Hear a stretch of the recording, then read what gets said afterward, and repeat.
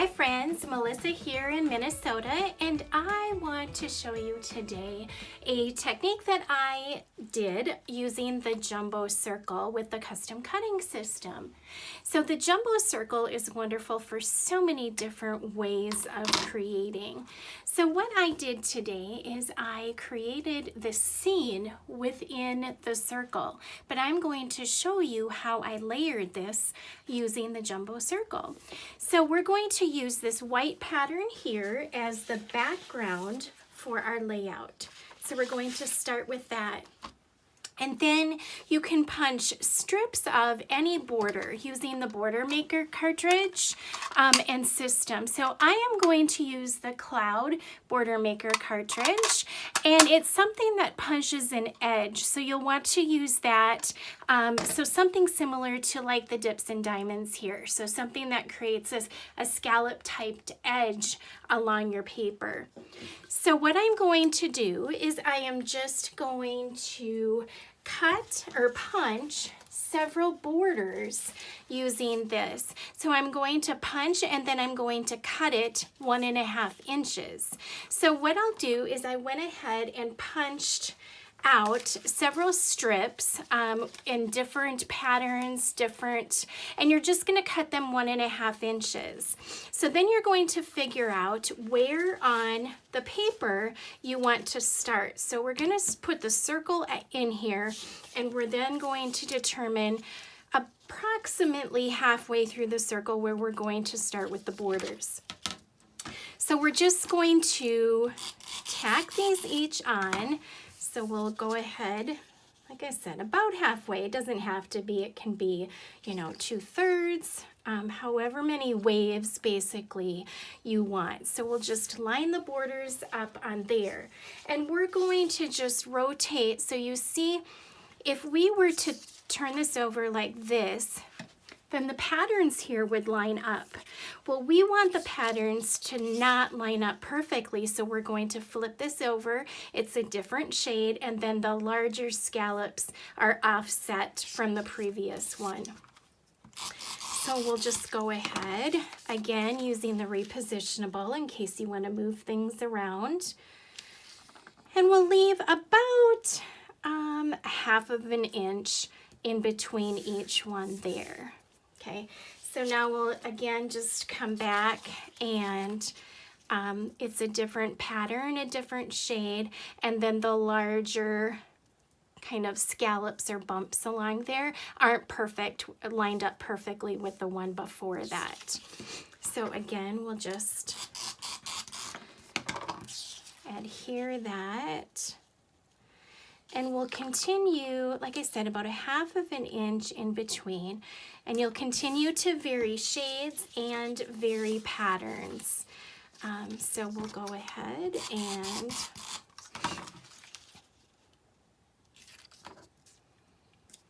add these like so. So this is using the Vitamin C collection, and this collection is great for any ocean photos that you might have or vacations. So again, so now this one lines up exactly with that. So we're gonna go ahead and look for, we'll flip that around there. So it's a different pattern and a different shade of the blue, because ocean water is not the same color blue everywhere. It has different shades to it. So we'll just continue to add on there. We'll add this guy in there. And you're gonna wanna continue to layer these basically to the bottom, because what's gonna happen is, let's see if we have another one we can use here. That lines up exactly, so let's flip it around. This is a water pattern, so we definitely can add that there. Different shade of blue. So again, about 1/2 inch in between there. And then that's the same pattern, so we'll flip it over like so. All right, about 1/2 inch there. And then this last one that we'll be adding will go exactly along that bottom edge there. And it does not, okay, doesn't match up, so we'll adhere this along the edge like there. Okay, so then what we're going to do is we're not going to cut this into a circle at all. We're going to go ahead, let's go back to the original layout. So what we're going to do now is whatever piece that you are cutting that's going to be this outside piece right here, which is this one, we are going to take this and we are going to cut a circle out of it. So the easiest way to determine if you're centered or not is to put this on your mat in the corners and then place this so you have approximately 1/2 inch on each of the sides here. So you're just gonna eyeball it. We're going to be using the red blade, so it's the one that's closest to the actual circle itself, and it looks like we've got an even amount around all 4 sides. So we'll just hold that into place. We're going to use the red blade, lining those tracks up, and we're going to cut, making sure that this jumbo circle doesn't move at all. Go all the way around to where we first started. Now you can lift this off. And we've got this outer piece here that we have cut like this. So you're not going to need the center. So the center you can actually set aside to use on another layout. So now what we're going to do is we're going to take this base piece that we started with and we're going to adhere this to the top of it.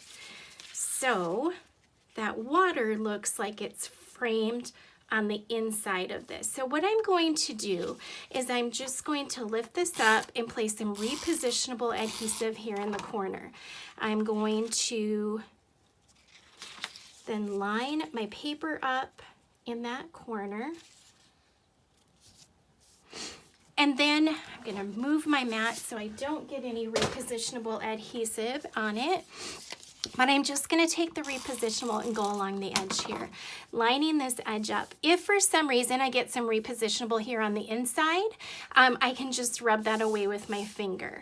So then we'll just do the same thing here. We'll add some repositionable, make sure it lines up in the corner, and then we'll continue to do that all the way around with the repositionable. I did get a little bit here. I'll just take my finger, rub it away, and then we're up. We're good for the next corner, like so. And then you want to make sure it's adhered along all of the sides and edges. So we'll do that, rub any away, and then we just have this last corner there. We'll hold into place. All right. So it looks great like it is, but now let's take it to another level. Again, we want to make it look like it's framed in. So now what we're going to do is we're going to bring back our mat and our jumbo circle, and we're going to bring back this deep color of blue. So we'll just go ahead and cut a frame from the outside of this, again, lining it up. And then we want to make sure we're going to cut with the furthest one out first. So we're going to take and cut with the blue. And so we're going to put those tracks in the circle. We have to make sure this time that we aren't moving the circle at all, not only while we're going around, but now we're done cutting. Make sure that circle stays in place. And now we're going to take our red blade and we're going to cut all the way around to create that outside frame there. Okay, so we've got our frame. Let's Small piece of overlap there. So again, we're not going to need this piece here, so you can set those aside for a future layout. Now we're going to take this frame and we are going to just adhere this along the edge of this circle all the way around. So to do that, again, I'm going to move this so I don't get any repositionable adhesive on it. And then I'm just going to go all the way around. This is for certain something you are going to want to use repositionable adhesive on, because it's going to take a little manipulating once you lay it down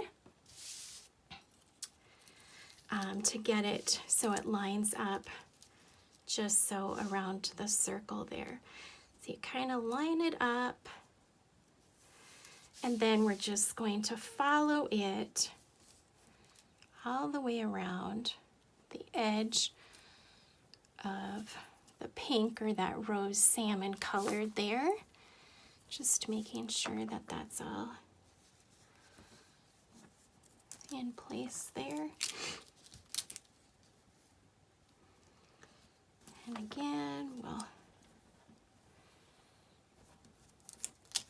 so we do have somewhere it's not lining up exact, so this is exactly why we use the repositionable. So now we're gonna start over. I think it might be that it's too high up.